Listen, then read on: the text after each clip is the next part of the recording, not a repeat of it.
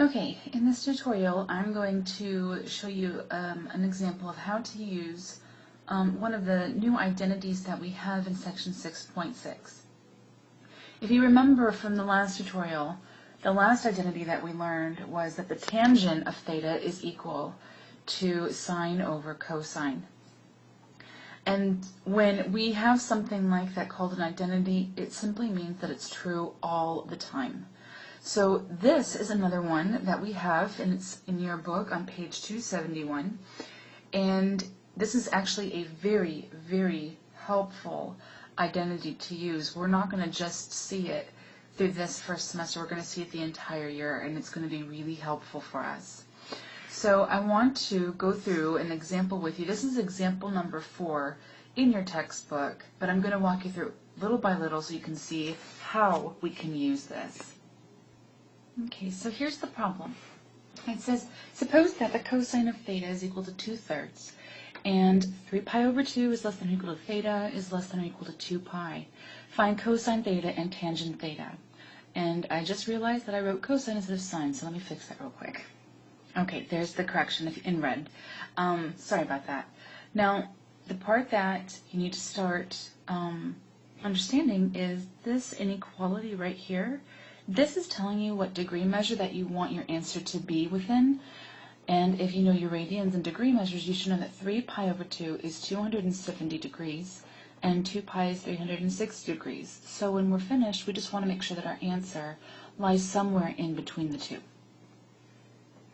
Okay, so we need to get this started, and I'm going to use our new identity to help us, because I know up here that I have a value for cosine, and 1 is a constant, and so all I'm looking for is sine, and that's what I'm looking for. You want to keep those things in your mind while you're picking which identity to help you with.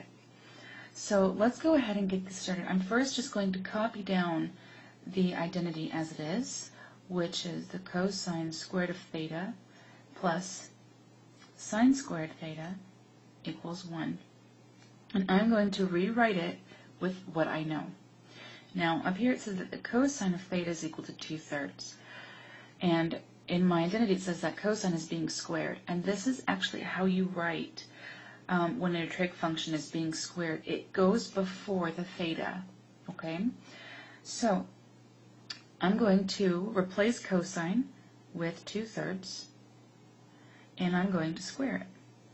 And then I'm just going to copy the rest of this down because I don't know anything else.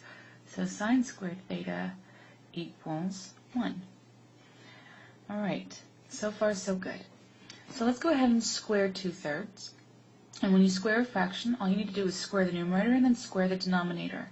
So 2 squared is 4, and 3 squared is 9. And I'm just going to copy the rest of that down again.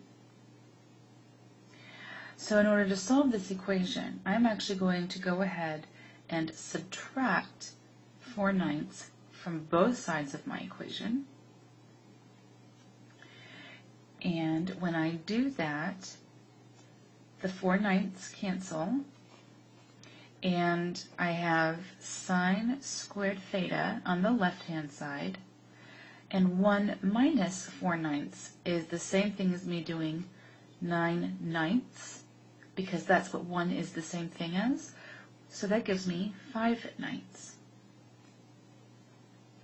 Now, in order to solve for this theta, we want to get sine theta so that it's just sine theta, not sine squared theta.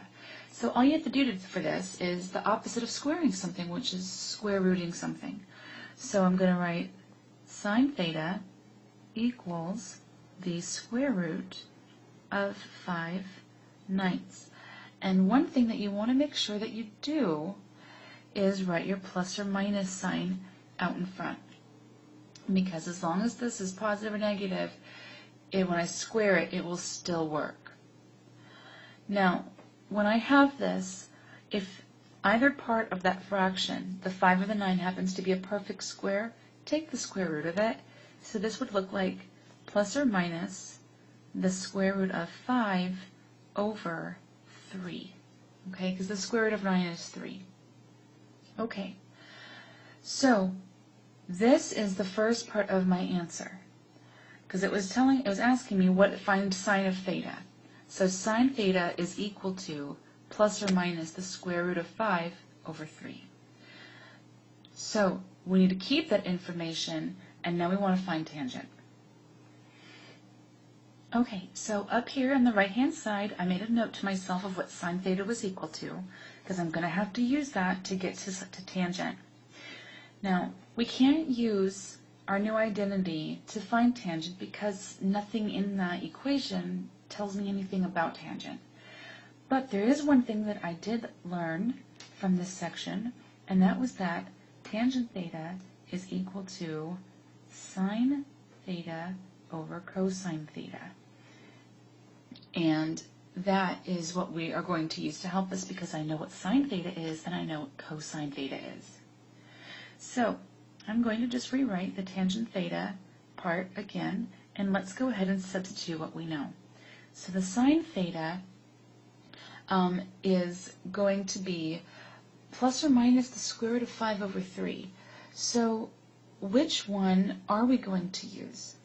Well, let's remember that this range that we originally thought about, it has to be between 270 degrees and 360. If I look at my unit circle, okay, that means that I'm in my fourth quadrant. But from my knowledge right now, I know that any y value there should be negative. So that's what I'm going to be using. So I'm going to write negative square root of 5 over 3, and then cosine theta is 2/3. Okay. Now, what's nice here is I taught you that shortcut when you have complex fraction. If the denominators of both parts of the complex fraction are the same, they cancel out. So that's actually pretty nice. So what that tells me now is all I have is negative square roots of 5 over 2. And that is okay to have because the tangent values in the fourth quadrant are also negative. There's nothing to rationalize here because it's already finished for me. So this is my answer. So I have the first part of my answer up here on the right, the sine of theta is equal to plus or minus the square root of 5 over 3. However, we are just going to look at the negative side, so I'm going to change that. And then the second part of my answer is that the tangent of theta is equal to negative square roots of 5 over 2. And that's my answer. So you're going to be doing problems like this, and you're going to have to know which identity to use and when. So start practicing.